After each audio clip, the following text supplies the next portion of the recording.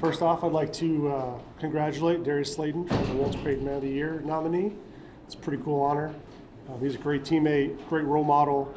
Obviously, the stuff he does in the community is pretty special, so I know I cast my vote today. I hope he wins it. For a young guy like Tyron Tracy, his last 5 weeks, what's sort of the next step for him in his development? What's the next jump for him to make? Yeah, keep on growing. Keep on growing, keep on learning. Every single opportunity is another day for growth. And I think for him specifically, it's just the little small details. So as you become a pro and as you play longer in this league, those details start to add up, and now you can bank some more experiences for yourself.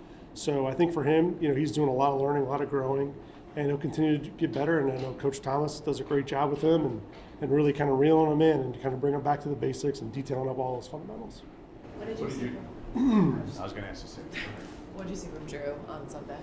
Drew, so Drew, I think overall, I thought Drew did a nice job. I think distributing the ball, using his legs, getting up and out of the pocket, where he did some nice things outside the pocket, really good. Obviously, the 2 turnovers were 2 things that are tough. So I think, again, another experience for him, another opportunity in the offense, and then a full week of practice, I think will really benefit him. I'm curious. You being a former quarterback, what does a full week of practice do for a QB versus, just the 2 walkthroughs last week? Yeah, it certainly is different. You get more time to kind of ask and answer, get a bunch of questions answered. You're confirming some of the tape, and you get a feel for more of the overall game plan, I'd say, just because you have more time, versus a condensed where it's kind of maybe it's pulled from a lot of the previous week, and you're getting in tune to different cadences, and you're on the road now, so you're talking about silent count and all the different pressures. Everything's more condensed, so it's just more of a prep, more kind of a cram session, so to speak. With the full week, you get everything. You get to kind of sit back and really absorb it. So Drew, I think it's just again a good opportunity for Drew, and he'll take full advantage of it. What about the timing of just throwing to some of these guys? He probably hadn't thrown to some of these guys since August. Yeah. That's you try to catch up on that, and it's hard when it's a bunch of walkthroughs. But you just talk through it in the meetings, and then this full week you get that benefit of being able to do that not only in individual periods, but during defensive periods. You kind of go to a different field. You can work on the timing, hit a couple of routes that are primary in the game plan, and you can spend more time for sure. I'm curious from a quarterback perspective on the interception for a touchdown. Obviously, there's probably multiple things there. The running back was knocked backwards, so that maybe the spacing was off, the timing is off.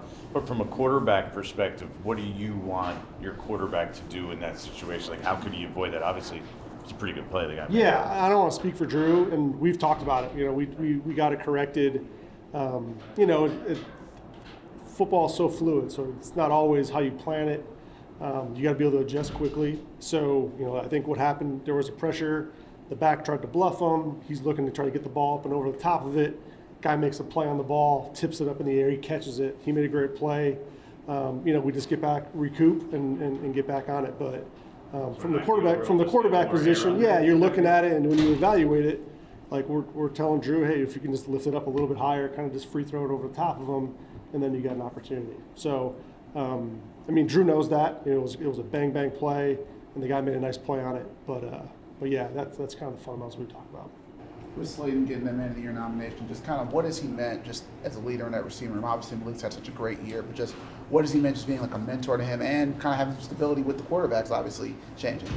Yeah, no, he's been as consistent as a guy in that room, really playing all 3 positions. A slot, he's playing outside, both sides, X and Z, helps guys get lined up, and then in the meeting rooms, he's one of those guys that you can lean to and has a bunch of experiences on getting off certain coverages. He's played a lot of defensive backs, so he understands how to attack those guys, and just being a resource for the young guys in the room. And then as an offense, he's a veteran guy that you lean to who's played in these games before, and has a pulse of what the offense is feeling like and the receiving room. So how does the tight end room change without Theo, as far as how you guys might use the tight end? Yeah, just next man up. And Bellinger's been here. He knows the system well. he'll step into that role. Obviously, Coach Kelly does a great job getting all those guys in. We got new guys with Dulcich in the room now, and getting him kind of caught up a little bit. So things are progressing really well. We like where that room's at. Speaking of next man up, I mean, Evan is kind of iffy this week. Jermaine's not going to play. I mean, I guess Chris and Josh become tackles. I mean, how do you, left side, right side, how do you plan that? Yeah, well, it's still early in the week, so we'll work through that. But those are definitely the discussions we'll have on kind of who's where as we get closer to the game.